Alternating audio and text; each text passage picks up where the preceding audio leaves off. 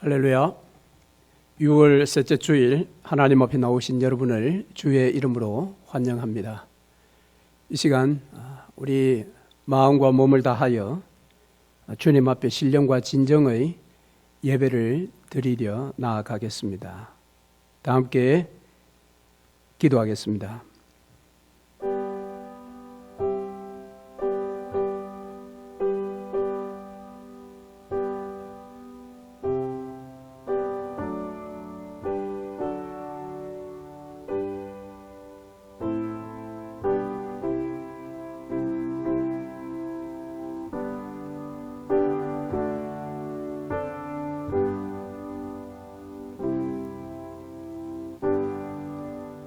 여호와께서 다스리시니 땅은 즐거워하며 허다한 섬은 기뻐할지어다. 구름과 흑암이 그를 둘렀고 의와 공평이 그의 보좌의 기초로다. 아멘. 다 함께 신앙 고백하시겠습니다. 전능하사 천지를 만드신 하나님 아버지를 내가 믿사오며 그 외아들 우리 주 예수 그리스도를 믿사오니 이는 성령으로 잉태하사 동정녀 마리아에게서 나시고 본디오 빌라도에게 고난을 받으사 십자가에 못 박혀 죽으시고 장사한 지 사흘 만에 죽은 자 가운데서 다시 살아나시며 하늘에 오르사 전능하신 하나님 우편에 앉아 계시다가 저리로서 산자와 죽은 자를 심판하러 오시리라. 성령을 믿사오며 거룩한 공회와 성도가 서로 교통하는 것과 죄를 사하여 주시는 것과 몸이 다시 사는 것과 영원히 사는 것을 믿사옵나이다. 아멘. 다 함께 찬송가 44장 지난 1회 동안에 찬송하겠습니다.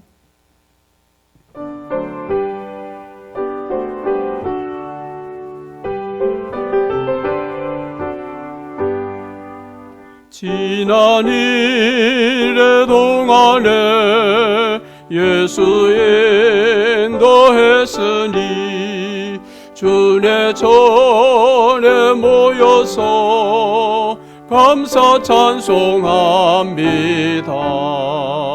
가장 복된 이 날은 하늘 안식표로다. 가장 복된 이 날은 하늘 안식표로다. 주의 공로 힘입어 은혜 주심 빌 때에 화목하게 하시고 죄를 벗겨 주소서. 세상 걱정 버리고 은혜 받게 하소서. 세상 걱정 버리고 은혜 받게 하소서. 하나님의 이름을 찬송하러 왔으니 모임 중에 계시고 영광 나타내소서. 기쁜 하늘 잔치에 참여하게 하소서. 기쁜 하늘 잔치에 참여하게 하소서. 주의 기쁜 복음을 모두 듣게 하시고 주의 은혜 베풀어 위로하여 주소서. 주님 오실 때까지 이 날 지키리로다. 주님 오실 때까지 이 날 지키리로다.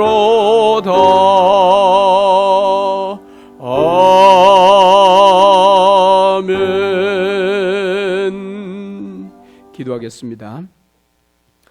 모든 인생들의 예배를 받으시기에 합당하신 우리 아버지 하나님, 오늘도 구별하여 복 주신 주일, 주님 앞에 저희를 예배자로 불러주신 하나님 참으로 감사합니다. 지난 한 주간도 우리의 삶 가운데 함께 하신 것처럼 오늘 우리 예배 가운데 친히 찾아오시고 임재하여 주시옵소서. 그러므로 이 시간 오직 하나님께만 영광을 올려드리는 신령과 진정한 예배를 드릴 수 있도록 주님 도우시며 인도하여 주시기를 간절히 기도합니다. 먼저 거룩하신 하나님 앞에 지난날의 한 주간의 삶을 돌아보며 회개하기를 원합니다. 하늘 아버지 앞에서 주의 자녀로 합당치 못했던 언행 심사는 없었는지 우리 자신들을 한번 돌아보기를 원합니다. 이 시절의 두려움으로 혹 믿음에 나태하거나 믿음에 후퇴한 일들은 또한 없는지 우리 자신의 지난 한 주간의 삶을 돌아보기를 원합니다.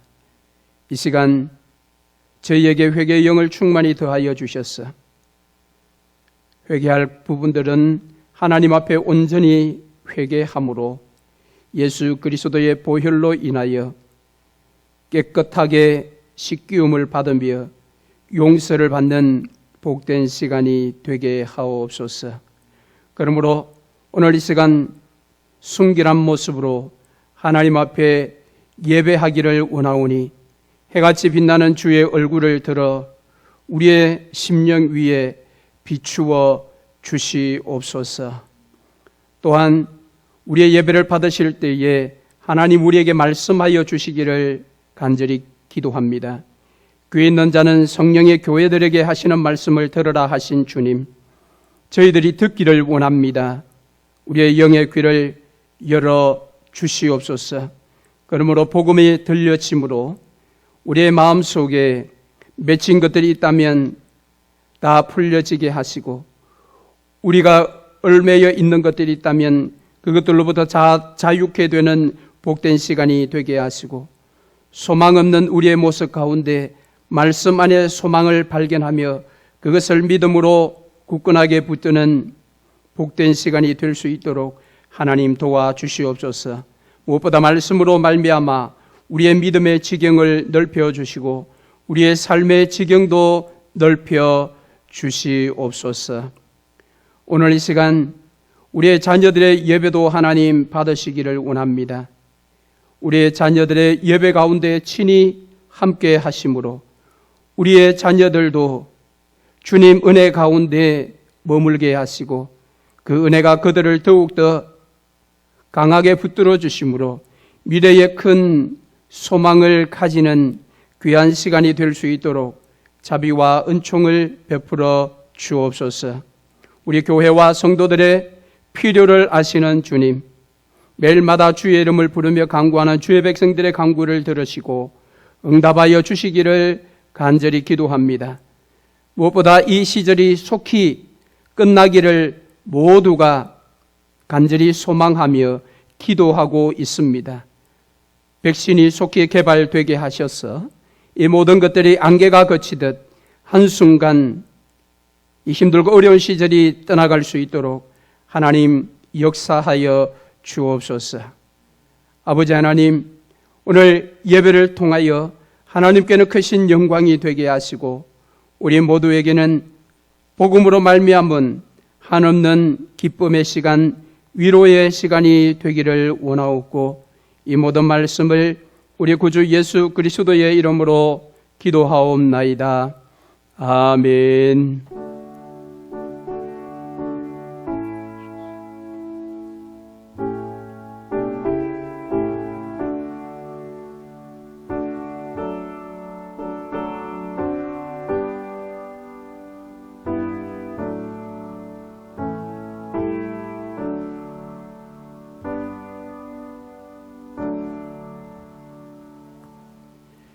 하나님 말씀 보겠습니다. 출애굽기 20장입니다.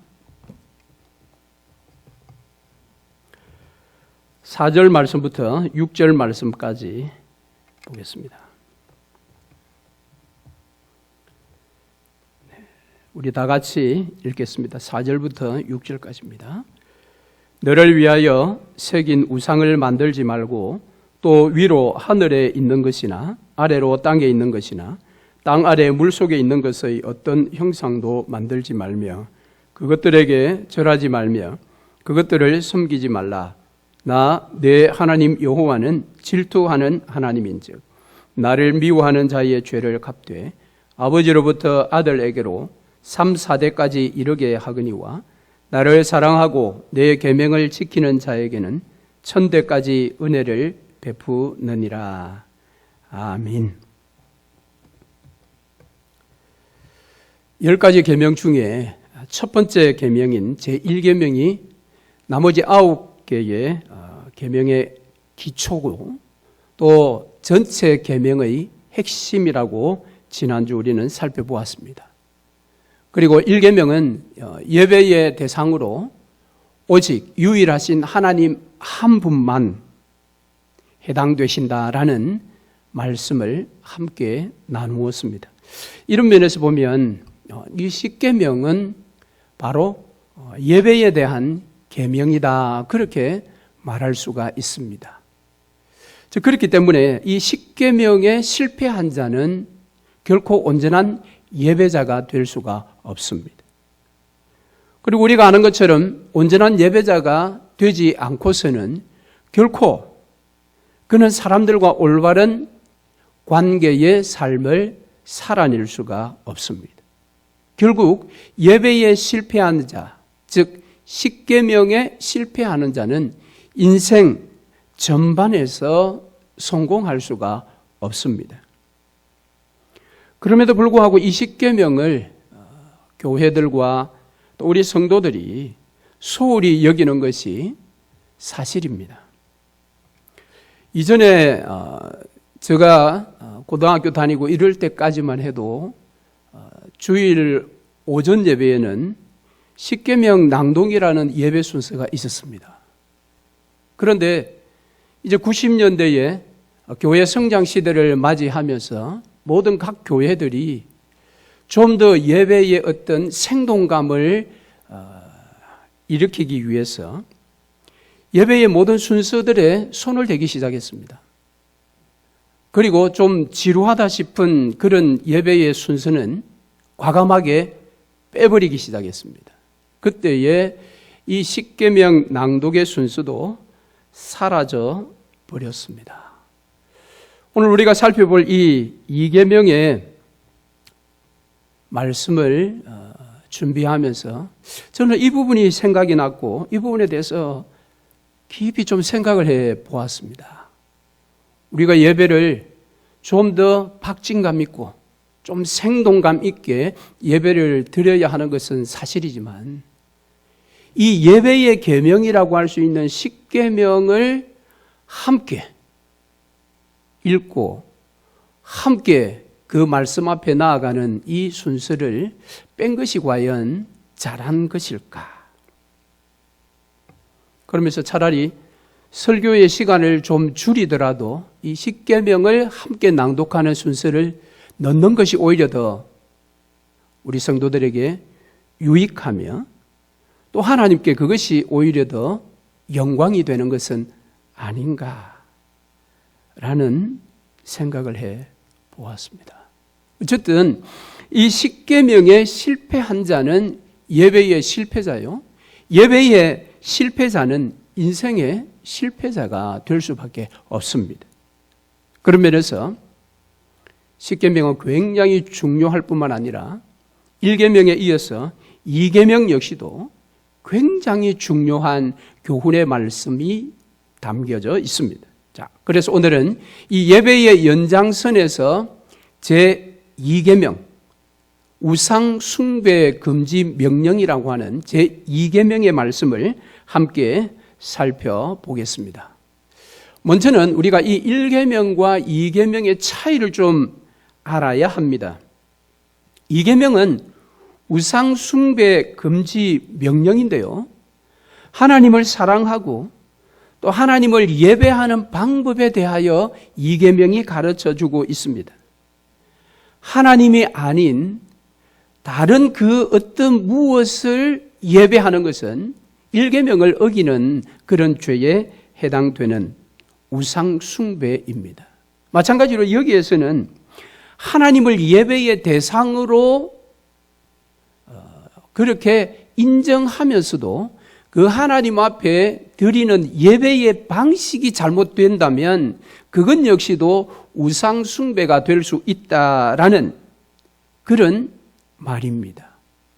참으로 놀라운 말입니다. 그래서 제1계명은 예배의 대상을 제대로 정하라는 그런 어떤 경계의 명령이라면 이 2계명은 그 올바른 유일하신 예배를 받으시기 합당한 하나님을 예배한다고 할 때의 그 방식조차도 하나님께서 원하시는, 즉 하나님을 위하는 방식이어야 한다라는 그런 경계의 계명입니다. 이 말은 우리가 하나님을 예배한다고 분명하게 하나님을 예배의 대상으로 모시고 있으면서도 하나님을 위한 것이 아닌 우리 자신들을 위한 잘못된 예배를 드릴 수 있다라는 것입니다. 그래서 이 계명은 그것에 대하여 우리에게 경계를 하고 경계를 주고 있는 것입니다. 자, 그러면 그릇된 예배의 방식, 그것은 구체적으로 무엇인가? 자, 그것은 오늘 말씀해 보면 여호와를 형상화하여 우상을 만드는 것입니다. 하나님은 영이시라고 합니다. 하나님께서는 영이시기 때문에 어떤 형체가 없습니다. 무형의 실체 되신 분이 하나님이십니다. 특히 하나님께서 구약시대의 이스라엘 백성 가운데 나타나셔서 좌정하시는 장소가 있습니다.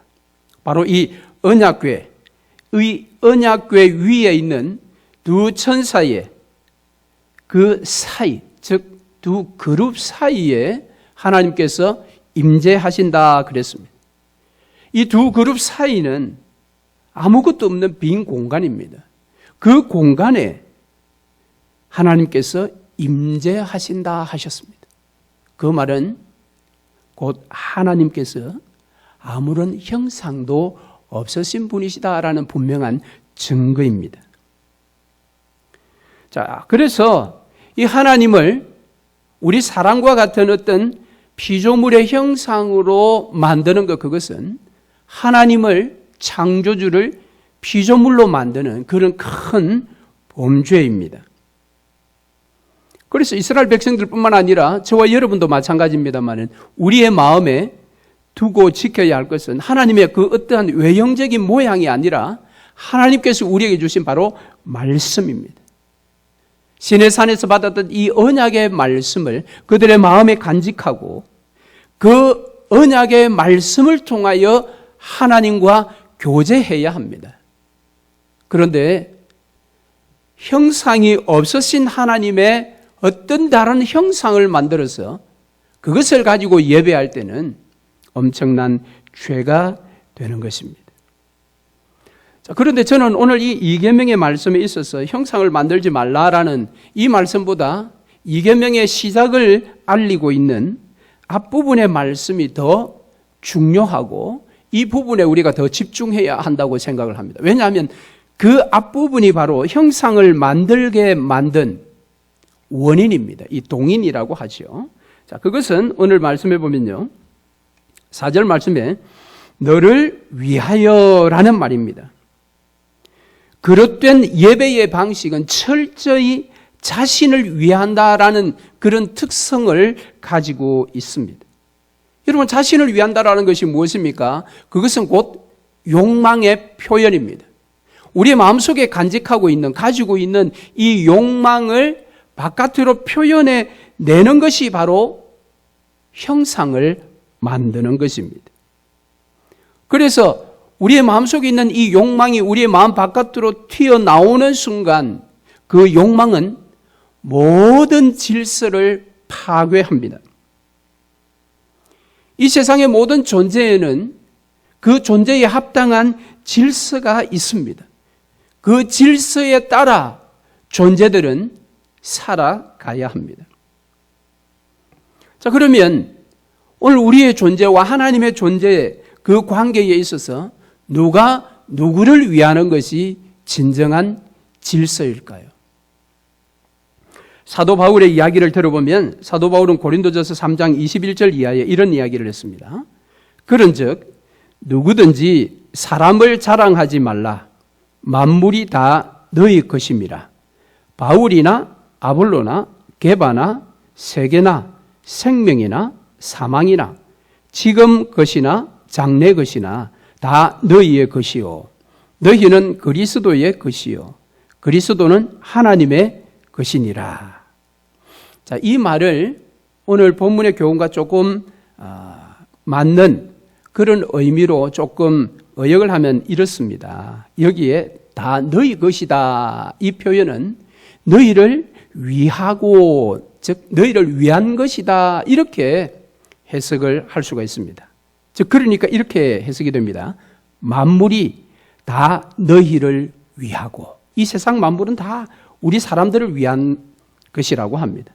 그 다음 바울이나 아볼로나 게바나 세계나 생명이나 사망이나 지금 것이나 장래 것이나 다 너희의 것이요 라고 했는데 다 너희를 위하는 것이다. 이 세계에 있는 모든 것들이 다 우리를 위한 것이라고 합니다.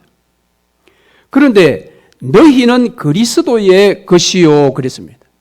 그런데 너희는 그리스도를 위한 것이라고 했습니다. 그리고 그리스도는 하나님의 것이요. 그리스도는 하나님을 위한다라는 말입니다. 이 말에 의하면 질서는 하나님이 우리를 위하는 것이 아니고 우리가 하나님을 위하는 것이어야 합니다. 우리가 그리스도를 위하는 삶을 살아야 하고 그리스도께서는 하나님을 위하는 사역을 하셔야 한다라는 것입니다. 그래서 이 예배도 우리를 위한 것이 아니라 오직 하나님을 위한 목적이어야 합니다. 그래서 우리 인간은 원래 자신을 위해서 태어난 존재가 아니죠. 심지어 자신을 위해서 살아가는 존재도 아닙니다. 그래서 소교리문답 제1문은 우리에게 위대한 질문을 던져주면서 이 부분을 명확하게 우리에게 가르쳐 줍니다. 사람의 제일 된 목적이 무엇입니까? 답이 무엇입니까? 사람의 제일 되는 목적은 하나님을 영화롭게 하고 그를 영원토록 즐거워하는 것이다. 그랬습니다. 과거 청교도인들과 또 개혁주의자들은 이 놀라운 복음, 하나님의 말씀을 그 후손들에게 잘 전하기 위해서 이와 같은 요리문답을 만들어서 어릴 적부터 자녀들에게 철저한 교육을 시켰다고 합니다. 그 교리문답 중에 제1문에 바로 사람의 제1된 목적, 인생의 목적이 무엇인지를 정확하게 가르쳐주고 있습니다. 그렇습니다. 하나님께서 우리를 창조하신 목적, 우리를 영원전에 선택하신 목적, 예수 그리스도의 십자가와 부활을 통하여 우리를 구원하신 목적 모두가 다 하나님입니다. 그러므로 우리의 삶의 목적도 또 우리의 삶의 풍요의 목적도 우리 자신이 아닌 하나님을 향하고 있습니다. 그런데 이런 부분들을 보면 우리 편에서 좀 손해가 아닌가라는 생각이 들 수도 있습니다만 여러분 인생의 크기는 그 인생의 목적의 크기와 비례한다고 합니다. 이 세상에는 수많은 목적이 있습니다. 그런데 수많은 목적 중에 하나님보다 더 큰 목적이 어디에 있겠습니까? 하나님은 목적 중에 최고 목적이시고 최대의 목적이시고 최상의 목적이십니다. 그러므로 우리 인생의 최고의 목적을 언제나 하나님께 두어야 합니다. 우리 인생살이에 필요한 것들이 우리의 목적이 되어서는 안 될 것입니다. 우리가 어떤 직업을 가지느냐, 어떤 직위까지 승진하느냐, 내 수입은 어느 정도까지 되어야 하느냐, 내가 누리는 문화생활, 내가 누리는 먹거리, 심지어 내 인생의 수명조차도 우리 인생의 크기를 좌우할 수가 없습니다. 그렇기 때문에 그러한 곳에 우리 인생의 목적을 두어서는 안 된다라는 것입니다. 만일 그러한 곳에 내 인생의 목적을 두면 우리 인생의 크기는 나 자신 1인분으로 끝이 나는 것입니다. 그러나 하나님께 인생의 목적을 두는 사람은 자기 자신 1인분으로 끝나는 것이 아니라 이 시대에 하나님의 위대한 일꾼으로 쓰임을 받을 수가 있습니다. 그래서 자신을 인생의 목적으로 삼는 것만큼 어리석고 초라한 인생이 없는 것을 우리는 기억해야 합니다. 그럼에도 불구하고 사람들은 자신을 자신의 인생의 목적으로 많이 둡니다. 그래서 오늘 본문에도 그 우상을 만들어 숭배하는 것을 3가지 단계로 설명을 합니다. 그 과정은 오늘 본문에 나오는 3가지 동사가 우리에게 들려주는데요. 4절 하반절에 가면 어떤 형상도 만들지 말며, 5절 그것들에게 절하지 말며 그것들을 섬기지 말라 그랬습니다. 자, 우상 숭배를 하지 말라라고 말씀하실 때 이것을 점층적으로 강하게, 조금 더 강하게 이렇게 우리에게 말씀을 하고 있습니다. 무슨 말입니까? 우상 숭배할 때 처음부터 3번째 단계인 섬기는 단계까지 바로 가지 않습니다. 사람들은 대부분 처음에 우상을 만들 때에 가벼운 마음으로 우상을 만듭니다. 나는 이것을 만들어서 내가 섬기려 하는 게 아니야. 그저 이것은 하나의 내 마음에 어떤 위안을 얻고자 하는 그저 형상일 뿐이야 라고 말하면서 그 형상을 만듭니다. 그런데 만들어 가지고 있으면 거기에 절하게 되어 있습니다. 절한다라는 것은 마음이 거기에 끌린다라는 것입니다.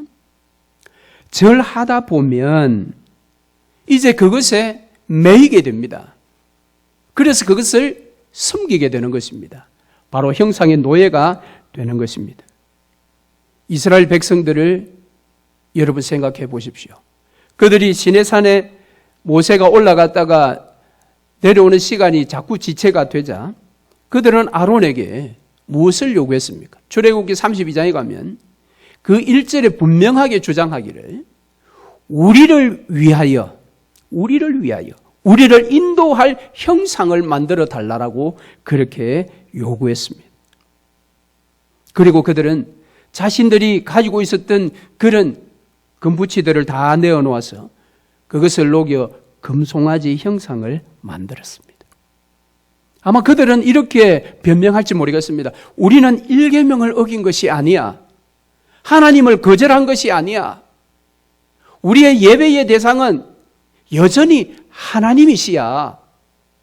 그런데 그 하나님을 금송아지 형상으로 잠깐 그렇게 바꾼 것입니다. 그러나 그들은 1계명을 어기지 않았다 할지라도 2계명을 어기게 되었습니다. 물론 그들은 금송아지를 만들어 놓고 그 금송아지를 하나님이라고 불렀습니다. 여호와라고 불렀습니다. 그러나 그것은 2계명에 저촉이 되는 것입니다. 왜요? 자신들을 위한 형상을 만들어 예배했기 때문에 그렇습니다.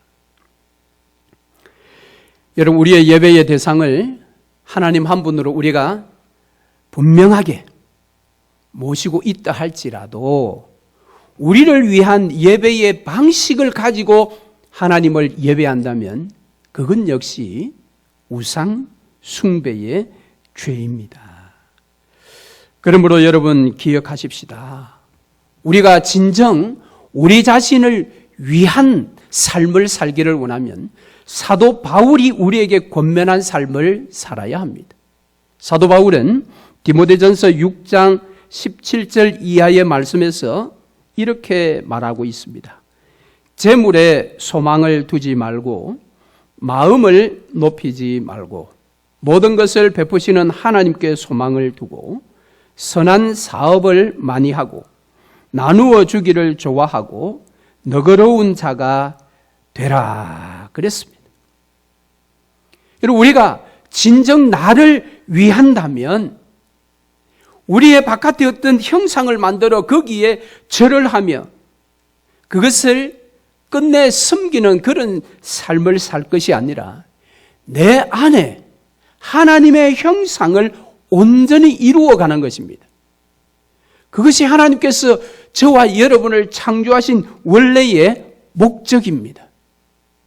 그리고 그 일은 하나님의 말씀에 온전히 순종할 때만 성취가 되어집니다. 그러므로 하나님을 대체하는 어떤 다른 형상을 우리 바깥에 만들어서 우리가 그것을 취하지 말고 그것을 만들어 취하기만 하면 조금 있으면 절하게 되어 있고 절하다 보면 어쩔 수 없이 그것을 섬기게 되어 있습니다. 그러나 우리 내면에 하나님께서 만세 전에 계획하신 당신을 닮은 그 형상을 우리 속에 말씀을 통하여 회복시켜 나간다면 그것만큼 아름답고 위대한 생애가 어디 있겠습니까? 만일 그러한 삶을 우리가 산다면 오늘 본문의 6절 말씀은 우리에게 엄청난 복이 됩니다. 6절 말씀을 여러분 보시면 나를 사랑하고 내 계명을 지키는 자에게는 천대까지 은혜를 베푸느니라. 할렐루야. 그러나 자신을 위하여 무슨 형상을 만들며 만든 것으로 족하지 않고 거기에 절을 하고 절하다 못해 끝내 그것을 섬기게 되면 5절 말씀에 그 죄가 3, 4대까지 고통을 줄 것이다 그랬습니다. 천대에 비해서 고통의 세대가 짧다고요? 여러분, 여기에 나타나는 그 의미는 3, 4대 만에 그 가문이 끝이 난다라는 겁니다.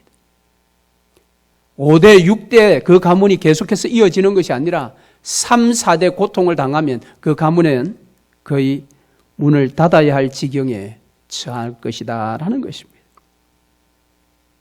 하지만 우리가 하나님의 계명을 끝까지 지킬 때에 우리에게 더하여 주시는 하나님의 은혜는 이런 진노와 비교할 수 없을 만큼 그 은혜가 천대까지 참 기가 막힌 복 아닙니까? 이와 같은 복을 저와 여러분 그리고 우리 후손들이 받으시기를 주의 이름으로 축원합니다. 말씀을 맺겠습니다. 루터 교회와 또 로마 가톨릭 교회는 이 제1계명과 2계명을 나누지 않고 이것을 하나의 계명으로 분류를 합니다. 그러다 보니까 이 로마 가톨릭 같은 경우는 예배의 대상과 예배의 방식에 대한 이 경계가 굉장히 모호해져 버렸습니다. 그래서 로마 가톨릭에는 하나님의 외의 다른 형상을 많이 가지고 있고 그 형상을 심지어는 예배하기도 합니다. 자, 그러나 유대교와 우리 기독교는 이 1계명과 2계명을 분명하게 이렇게 구분합니다. 1계명은 예배의 대상, 2계명은 예배의 방법. 분명하게 이것을 나누었습니다. 사람들은 그렇게 말할지도 모릅니다. 목적이 선하면 그 방법이야 좀 눈 감아줄 수 있지 않느냐. 즉 하나님을 예배하겠다고 하는데 그 방법이 조금 문제가 있다고 해도 괜찮지 않느냐. 아닙니다. 예배의 대상이 확실해도 자신을 위하는 그릇된 방식의 예배는 1계명과 동일한 우상 숭배 행위입니다. 그러므로 저와 여러분은 우리 바깥에 우리의 방식의 예배를 위한 어떤 형상을 만드는 일에 주목할 것이 아니라 에덴 동산에서 잃어버렸던 하나님의 그 형상, 우리의 내면에 하나님의 형상을 온전히 회복시키는 일에 더 집중하고 관심을 가지고 열심을 내어야 할 것입니다. 물론 보이지 않는 영이신 하나님께서 우리 사람의 눈에 보이도록 직접 확실한 형상을 가지고 나타나신 분이 예수 그리스도이십니다. 그 예수 그리스도께서 십자가와 부활을 통하여 우리의 잃어버린 그 형상을 온전히 회복할 수 있는 길을 열어주셨습니다. 즉 우리를 새 사람으로 만들었습니다. 그래서 사도 바울은 골로새서 3장 9절 10절 말씀에 자기를 창조하신 자의 형상을 조차 지식에까지 새롭게 하심을 받는 자가 되었다라고 우리를 소개합니다. 그러므로 이제 우리는 하나님을 위한 예배, 그 예배는 하나님만을 위한 것이 아니라 우리 자신을 위한 최고의 이름을 잊지 않고 하나님 대신의 형상에 마음을 빼앗길 것이 아니라 내 속에 회복해야 할 하나님의 형상에 열심을 내어 하나님을 위한 예배자로 매번 주님 앞에 나아가시기를 주의 이름으로 축원합니다. 아멘. 우리 말씀을 기억하시며 찬송하겠습니다. 63장 찬송하겠습니다. 찬송하며 주님 앞에 예물 드리겠습니다.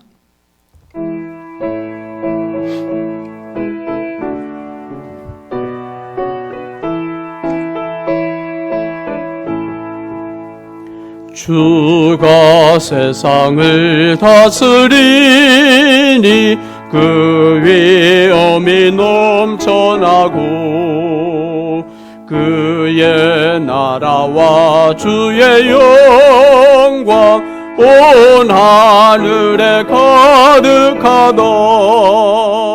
저 흉악한 마귀의 무리 다 멸망케 하시는 주, 이 찬양을 주께 드리니 큰 영광을 받으소서. 주가 권능의 손으로서 이 세상을 창조하니 그의 놀라운 창조 솜씨 만 백성이 경탄하네. 저 하늘의 별들도 모두 주 영광을 나타내요. 늘 돌보아 주시는 주께 큰 영광을 돌립니다. 주가 세상의 피조물을 인간에게 다 맡기고 순종하라는 말씀으로 그 권위를 주셨도다. 온 땅 위에 주님의 위엄 늘 넘치며 가득하니 그 나라와 주님의 영광 온 천하에 찬란하다. 아멘.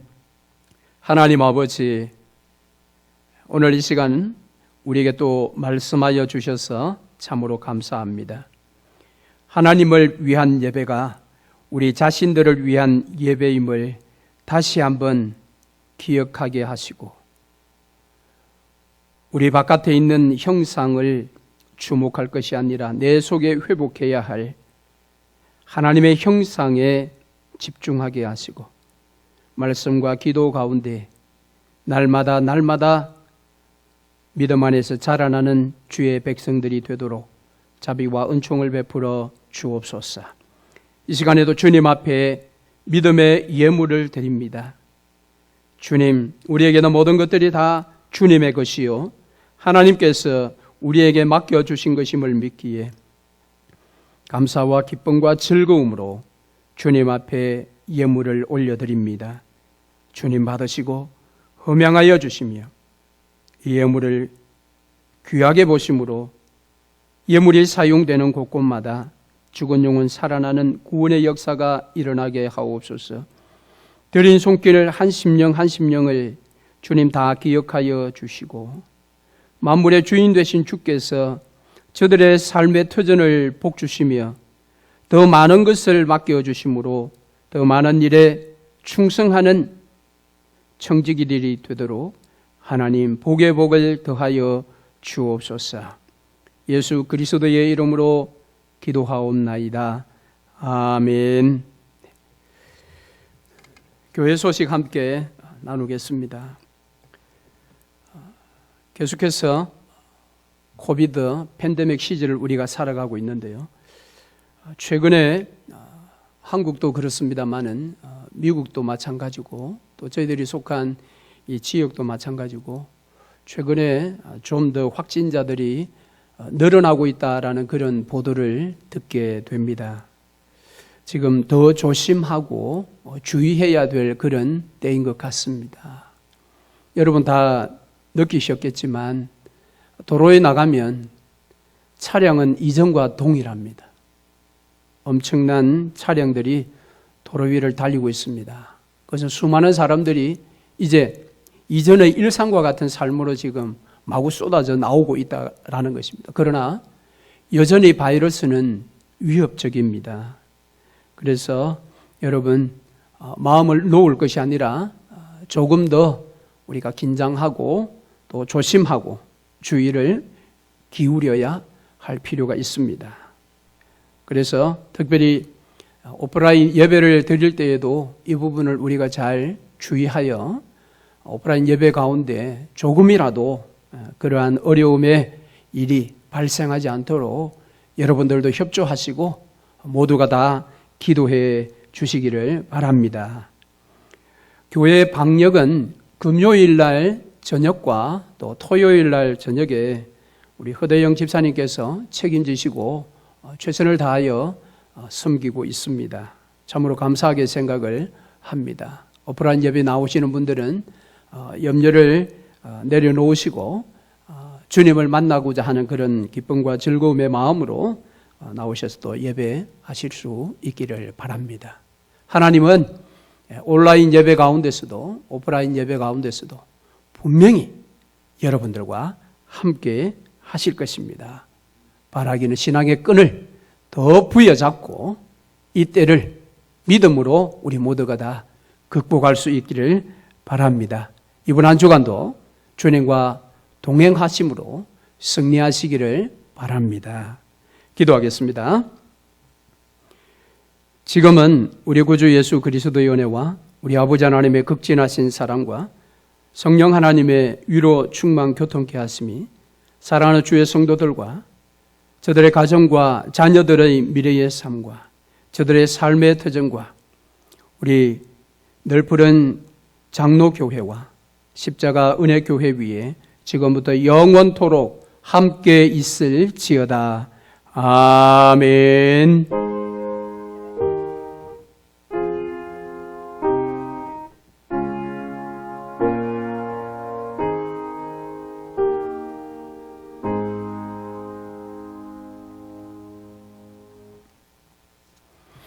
감사합니다.